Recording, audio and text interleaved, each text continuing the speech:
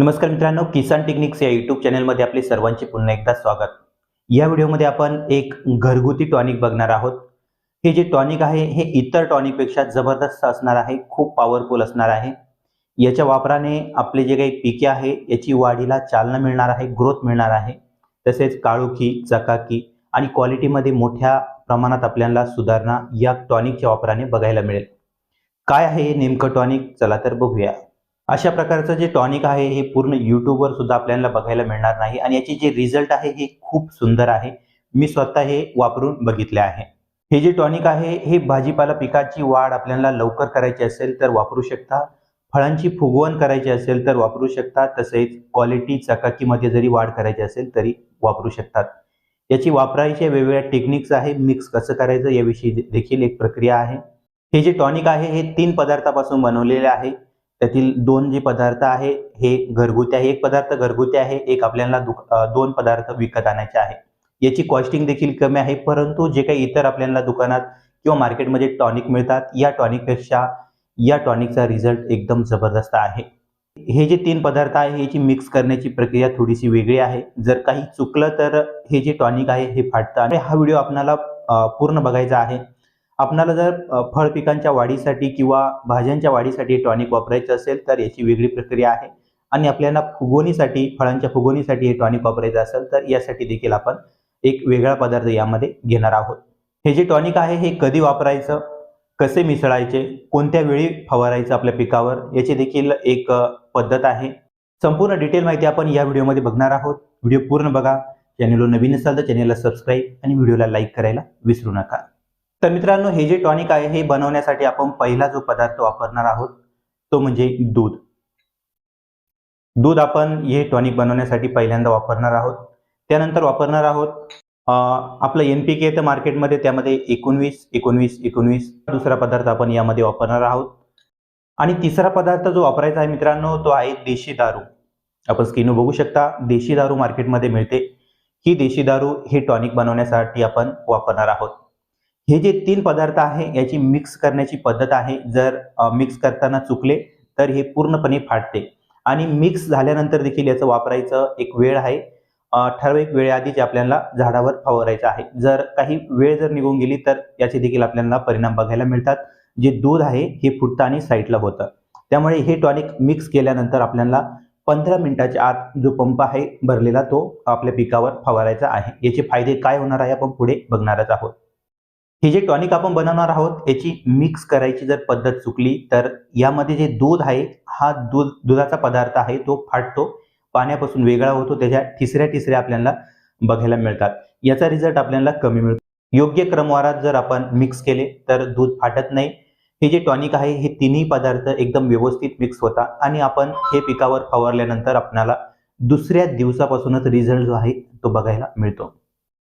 दुसरी महत्त्वाची गोष्ट आहे, हे जे आपण 3 पदार्थ घेतलेले आहे याचे तिन्हींचे वेगवेगळे प्रमाण आहे. प्रमाण जरी चुकले तरी हे मिक्स होत नाही, सुसंगत पाण्याशी होत नाही.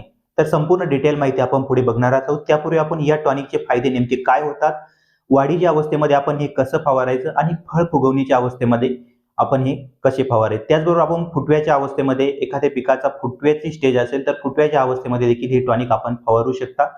त्या अवस्थेमध्ये हे टॉनिक जे आहे आपण कसे फवारायचे संपूर्ण डिटेल माहिती सुरुवातीला बघूया.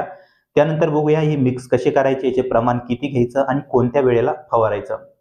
या टॉनिकचा जर आपल्याला वापर करून बघायचा असेल तर आपल्याला हा व्हिडिओ पूर्ण बघावा लागेल. या टॉनिकचे जे रिझल्ट आहे हे रिझल्ट मार्केटमध्ये जे इतर टॉनिक भेटतात त्या टॉनिकच्या काही पटीने आपल्याला मिळतो. या टॉनिकमध्ये मित्रांनो आपण जो काही पदार्थ वापरणार आहोत घरगुती पदार्थ, त्यामध्ये पहिला आणि महत्त्वाचा पदार्थ आहे दूध.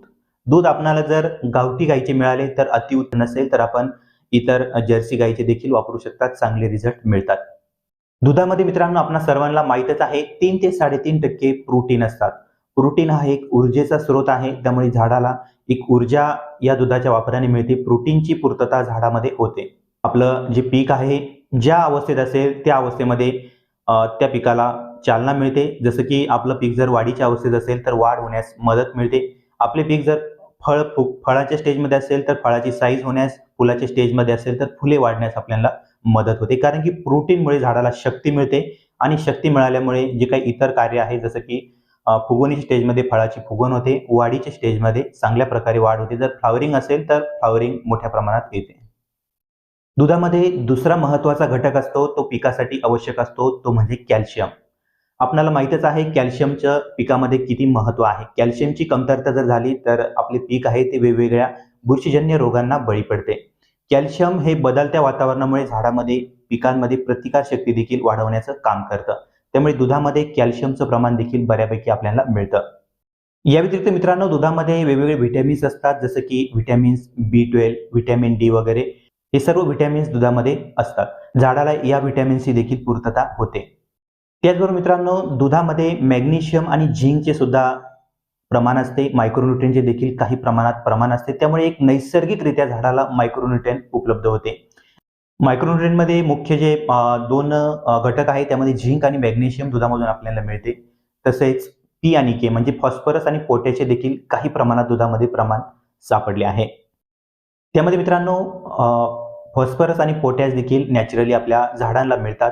जरी ह्याचं प्रमाण जे आहे ते खूप कमी प्रमाणात असलं तरी पण ही केमिकल बेस नाहीये, एकदम नॅचरली आपल्या झाडांना ह्याची पूर्तता होते. यामध्ये मित्रांनो, आपण दुसरा महत्त्वाचा घटक मिक्स करणार आहोत, ती म्हणजे देशी दारू. देशी दारूमध्ये आपणा सर्वांना माहीतच आहे, देशी दारूमध्ये अल्कोहोलचे जे प्रमाण आहे ते 41% पर्यंत असते. आपण जे कोरोनामध्ये सॅनिटायझर म्हणून वापरत होतो, त्या सॅनिटायझरमध्ये अल्कोहोलचे प्रमाण 60% पुढे असते. जर अल्कोहोलचे प्रमाण जर 60% पुढे गेले आणि त्याचा आपण वापर केला तर ते एक बॅक्टेरियानाशक, कीटकनाशक बनते. आपण त्या सॅनिटायझरचा वापर आपल्या हाताला चोळण्यासाठी वापर करत होतो, जेणेकरून जे काही बॅक्टेरिया आहे ते आपल्या हातावरच्या त्या अल्कोहोलच्या वापरामुळे मरून जातात. त्यामुळे मित्रांनो, ही देशी दारू जी आहे याच्यामध्ये जरी 41% अल्कोहोल असलं, प्रमाण कमी असलं, तर पण हे जे अल्कोहोल आहे किंवा ही देशी दारू आहे, झाडामध्ये काहीशी प्रतिकारशक्ती वाढवताना आपल्याला बघायला मिळते. तसेच जे काही इतर रोग आहे, जसे की बॅक्टेरिया, त्याचबरोबर बुरशीजन्य रोग, त्याचबरोबर कीटकवर्गीय रोग, यांना थोडेफार प्रमाणात का होईना प्रतिकार करण्यास मदत करते. कोणत्याही गोष्टीचा अतिरेक झाला तर तेथे मोठे नुकसान आपल्याला बघायला मिळते. त्यामुळे मित्रांनो, या कॉम्बिनेशनमध्ये देशी दारूचं जे प्रमाण आहे ते जे काही मी सांगणार आहे पुढे त्या प्रमाणातच वापरायचे आहे, जास्त वापरायचे नाही. देशी दारूच्या वापरामुळे झाडाची जी काही चयापचयाची क्रिया आहे ती देखील सुधारते. देशी दारू जर आपण पिकावर फवारली तर झाड मोठ्या प्रमाणात जे काही अन्नद्रव्य आहे ते जमिनीतून उचलते आणि आपल्या पोषणासाठी वापरते. मी पुन्हा एकदा रिपीट करतो, देशी दारू जी आहे ती कोणत्याही कीटकांवर किंवा बुरशीवर काम करत नाही. आपण देशी दारूचं फवारणीसाठी प्रमाण जे आहे ते खूप अत्यल्प प्रमाणात वापरत आहोत. देशी दारूचं प्रमाण पिका फवारणीसाठी जसं तुम्ही वाढवत जाल तसं तिचे काम देखील चांगलं करेल, परंतु जास्त प्रमाणात जर देशी दारू फवारली तर त्याचे पिकावर साईड इफेक्ट देखील आपल्याला बघायला मिळतात. तिसरं जे महत्त्वाचं खत आपण यामध्ये घेणार आहोत त्यामध्ये 19-19-19 हे आपल्याला मार्केटमध्ये सहजपणे मिळेल. याचं देखील एक योग्य प्रमाण आहे. फक्त आपल्याला वाढीच्या स्टेजमध्ये 19-19-19 हे वॉटर सोल्युबल खत यामध्ये वापरायचं आहे. जर आपले पीक हे फळांच्या स्टेजमध्ये असेल, आपल्याला फळाची फुगवण करायची आहे किंवा आपले पीक हे फुटव्याच्या स्टेजमध्ये असेल तर आपण यामध्ये 052-34 हे वॉटर सोल्युबल खत वापरू शकतात. यामध्ये 049-32 हे खत वापरायचे नाहीये. मी सांगतोय 052-34 हे रेग्युलर प्रकारचं जे वॉटर सोल्युबल आहे हे वापरायचं आहे. ज्या खताचा pH कमी आहे ते खत यामध्ये वापरू नका. यामध्ये आपण दूध वापरणार आहोत. ते कमी pH खताच्या वापरामुळे दूध फुटते. ज्यामुळे मार्केटमध्ये जे काही सर्वसामान्य आपण रेग्युलर वापरत आलो आहोत त्या कंपनीचं घ्या. याचं प्रमाण देखील किती वापरायचं आहे ते आपण पुढे बघणारच आहोत. जे प्रमाण सांगणार आहे मित्रांनो ते एका वहीमध्ये टिपून घ्या, कारण की यामध्ये थोडाफार बदल जरी झाला तर हे जे औषध आहे हे फुटतं. सर्वात आधी आपल्याला जो काही आपला रासायनिक खताचा पंप आहे किंवा आपण केमिकल फवारण्यासाठी जो काही पंप वापरतो तो सर्वात आधी आपल्याला स्वच्छ पाण्याने धुवून घ्यायचा आहे. धुवून घेतल्यानंतर त्यामध्ये मित्रांनो आपल्याला त्यामध्ये पाणी ओतायचं आहे. जे काही पाणी आहे रेग्युलर पाणी आपण त्यामध्ये घेऊ शकता. फक्त जास्त pH वालं पाणी घेऊ नका, ज्याचा pH 8च्या पुढे आहे किंवा 7.5च्या पुढे आहे. जे रेग्युलर जे पाणी आहे ते पाणी आपल्याला सुरुवातीला त्यामध्ये घ्यायचं आहे. त्यानंतर मित्रांनो यामध्ये 19-19-19 हे जे खत आहे हे आपल्याला मिक्स करून घ्यायचं आहे. याचं 19-19चं प्रमाण जे आहे ते पंपाला फक्त 100 ग्रॅम इतकं घ्या. 100 ग्रॅमपेक्षा जास्त घेऊ नये. जर आपलं जे पीक आहे ते लहान अवस्थेत असेल तर यापेक्षा कमी देखील आपण वापरू शकता. 100 ग्रॅमपेक्षा जास्त वापरलं तर फुटण्याचे चान्सेस जास्त असतात. दूध आपण जे टाकणार आहोत ते टाकल्यानंतर मध्ये फुटते, त्यामुळे आपल्याला पूर्णपणे रिझल्ट मिळत नाही. यामध्ये आपल्याला 19-19-19 सुरुवातीला मिक्स करून घ्यायचे आहे. हे मिक्स झाल्यानंतर आपल्याला यामध्ये पूर्णपणे 19 मिक्स झाल्यानंतर यामध्ये दूध घ्यायचं आहे. दुधाचं प्रमाण जे आहे ते देखील आपल्याला योग्य प्रमाणात घ्यायचं आहे. जर आपण जास्त घेतलं तरी ते फुटतं. यामध्ये दुधाचं जे प्रमाण आहे ते पंपाला 100 मिली म्हणजे 20 लिटरचं प्रमाण आपण देत आहोत. 20 लिटरच्या पंपाला दुधाचं प्रमाण 100 मिली आपल्याला घ्यायचं आहे. यामध्ये मी दूध थोडंसं मिक्स करतो. 1 चमचाभर दूध यामध्ये मिक्स करतो. हे दूध आहे हे पूर्णपणे मिक्स होतं. ज्यावेळेस आपण 19 टाकल्याने 19 सुरुवातीला मिक्स करून घ्यायचं. आपलं पीक जर फुगवणीच्या अवस्थेत असेल किंवा फुटवे आपल्याला लागत असतील तर या 05234 हे खत वापरायचं. 19 हे खत फक्त आपण पिकाच्या वाढीच्या अवस्थेत वापरू शकतो. पूर्णपणे दूध मिक्स झाल्यानंतर त्यानंतर आपल्याला देशी दारू घ्यायची आहे. देशी दारूचं जे प्रमाण आहे ते 80 मिलीपेक्षा आपल्याला जास्त घ्यायचं नाहीये. पंपाला 80 मिलीपर्यंत देशी दारूचं प्रमाण आपण वापरू शकतो. त्यामध्ये आपण कमी देखील वापरू शकतो. आपलं पीक जर लहान असेल, अवस्था लहान असेल, 1 महिन्याच्या आतलं पीक असेल तर आपण 40 मिली देखील पंपाला वापरू शकतो. प्रति लिटर पाण्यासाठी 2 मिली देशी दारू. लक्षात ठेवा, आपल्याला 1 नंबर पाणी घ्यायचं आहे. त्यामध्ये 19 सुरुवातीला मिक्स करून घ्यायचं आहे. त्यानंतर दूध मिक्स करायचं आहे. दूध नंतर शेवटच्या स्टेजला आपल्याला देशी दारू यामध्ये मिक्स करायची आहे. देशी दारू मिक्स करताना पंपासाठी ज्याचं प्रमाण आहे ते 40 ते 80 मिली.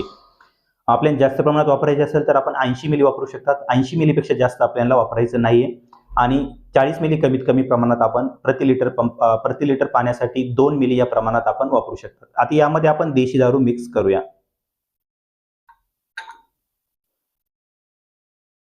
देशी दारू मिक्स केल्यानंतर पूर्णपणे हलवून घ्यायचं आहे. आपण बघू शकता हे जे मिश्रण आहे हे कोणत्याही प्रकारचे फुटलेलं नाही, पूर्णपणे पाण्यात मिक्स झालेलं आहे. जर आपण हे जास्त वेळ ठेवलं, समजा पंप जो तिन्ही औषधे मिक्स करून जास्त वेळ ठेवलं तर थोड्या वेळात सर्वसाधारणपणे 15 ते 20 मिनिटांनंतर जे दूध आहे ते पाण्यापासून साईडला होण्यास सुरुवात होते. त्यामुळे दूध पाण्यापासून साईडला होण्याच्या अगोदर आपल्याला हे पिकावर फवारून द्यायचं आहे. यामध्ये पुढचा प्रश्न असा येतो की आपलं जर पाणी खराब असेल, जास्त पीएच असेल तरी पण हे मिक्स होत नाही. जरी आपल्याकडून मिक्स करताना दूध हे फुटले गेलं तरी पण काही हरकत नाही, तरी पण चांगला रिझल्ट मिळतो. परंतु दूध जर न फुटता आपण औषध बनवू शकला तर याचा रिझल्ट खूप सुंदर मिळतो. चक्क दुसऱ्या दिवशीपासूनच आपल्याला पिकावर याचा रिझल्ट दिसायला लागतो. काळोखी वाढते, पिकाची वाढ जोमदार होते.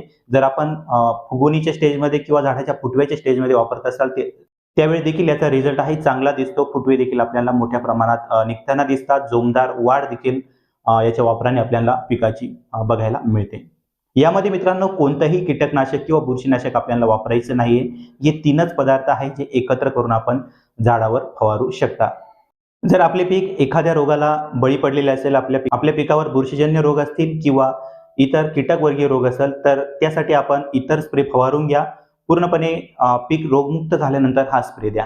कारण की यामध्ये कीटकनाशक आणि बुरशीनाशक चालत नाही. फक्त हे 3 पदार्थ आपल्याला मिक्स करून फवारायचे असतात. हा होता मित्रांनो अतिशय महत्त्वाचा व्हिडिओ. व्हिडिओ आवडला तर लाईक नक्की करा. आपल्या शेतकरी मित्रांपर्यंत हा व्हिडिओ शेअर करू शकता आणि चॅनलवर नवीन असाल तर चॅनलला सबस्क्राईब करून ठेवा. धन्यवाद.